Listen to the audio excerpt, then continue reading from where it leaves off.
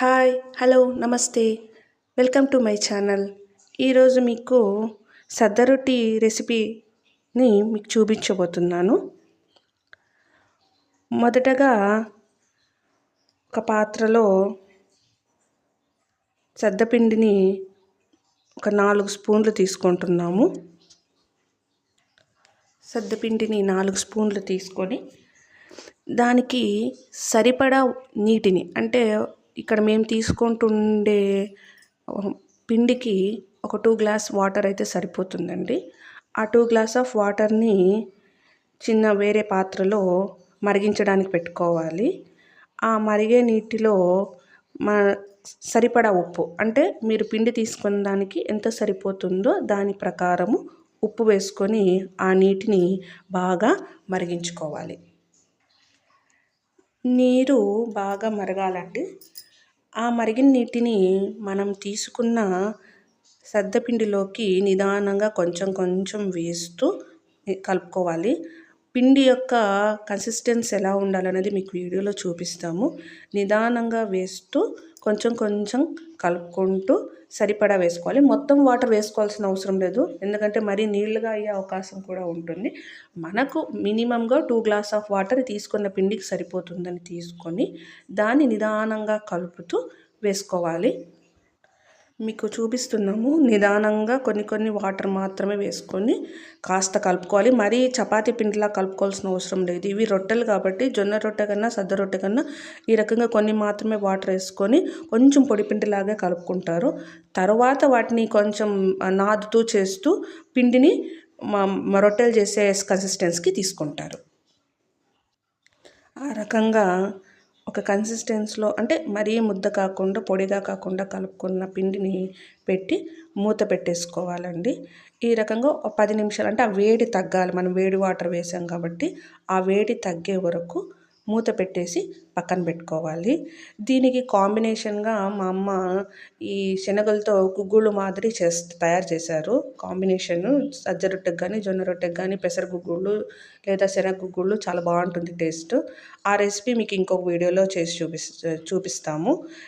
ఈ వీడియోలో మాత్రం సజ్జ రొట్టెలు మాత్రం చూపించబోతున్నాము. మూత పెట్టుకొని ఒక 10 నిమిషాలు అయిన తర్వాత ఆ వేడి తగ్గాక పిండిని నిదానంగా నీట్గా మన చపాతీ పిండి ఏ రకంగా వస్తుందో మినిమం ఆ లెవెల్లో కలుపుకొని కాస్త మనకు రొట్టె ఎంత కావాలో అంత పాట్లో తీసుకోవాలండి. తీసుకొని దాన్ని తీసుకున్న పిండిని ఈ రకంగా మెత్తగా నాదుకోవాలి. ఏమైనా కొంచెం కన్సిస్టెన్సీలో ఇంకా నీటి శాతం ఎక్కువ ఉందనేటట్లుంటే కాస్త పొడి పిండిని యాడ్ చేసుకుంటూ నీట్గా ఆ యొక్క పిండిని మనము నాదుకుంటూ మెత్తగా చేసుకోవాలి. ఇక్కడ మా మదర్ చేస్తా అన్నారు.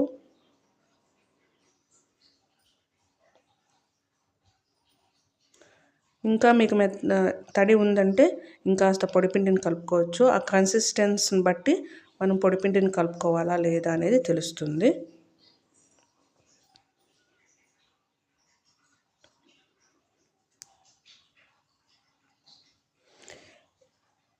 ఆ రకంగా రొట్టెని తయారు చేసుకున్న తర్వాత మా అమ్మకి చాలా అలవాటండి. ఈ రొట్టెని బాగా తట్టడం, చేత్తోనే తట్టేస్తారు. పొడి వేసుకుంటూ మొదటి నుంచి బాగా అలవాటు. దానికే అమ్మ చేత్తోనే తట్టేస్తున్నారు.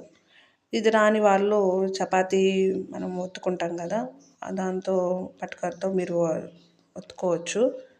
చపాతీని చేసుకునే రకంగానే చేసుకోవచ్చు. కానీ ఇక్కడ అమ్మకు బాగా చేత్తో చేయడం అలవాటు, అందుకే చేసేస్తా అన్నారు. టకటకటక అయిపోతుంది, తొందరగా చేసేస్తా అన్నారు. ఎక్కడన్నా ఏదన్నా పిండి వేసుకుంటూ నీట్గా పల్చగా కరెక్ట్గా వచ్చే రకంగా చేత్తోనే తట్టేస్తారు. ఒక పక్క పెనం పెట్టుకున్నారు, అది బాగా కాగాలి. దానికే ముందే పెట్టుకొని రొట్టె తట్టేస్తా అన్నారు.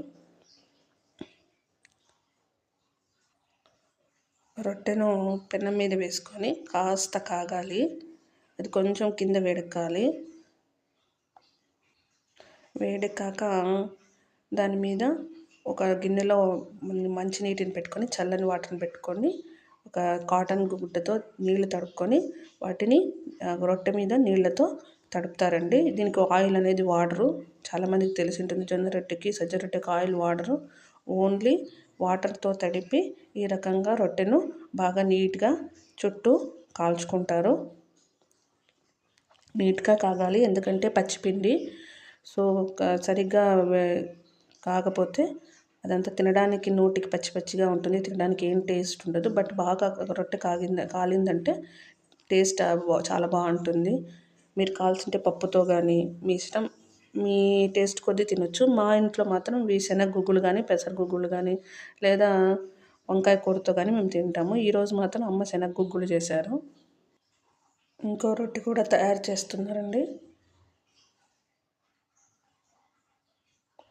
ఇది కూడా సేమ్ థింగ్, ఈ రకంగానే కాల్చి వాటర్తోనే తడిపి కాలుస్తారు చుట్టూ. ఈ రకంగా మనము సద్ద రొట్టెలు తయారు చేసుకోవచ్చు. మీ ఇష్టం ప్రకారము దాన్ని ఏ కాంబినేషన్లోనో తినొచ్చు. మా ఈ కాంబినేషన్ అయితే నూనె వంకాయ కూర, రొట్టె, శనగగుగ్గులు లేదా ఆకుకూర పప్పు, ఈ రకంగా మేము టేస్ట్ చేస్తాము. Thanks for watching this video. Thank you so much.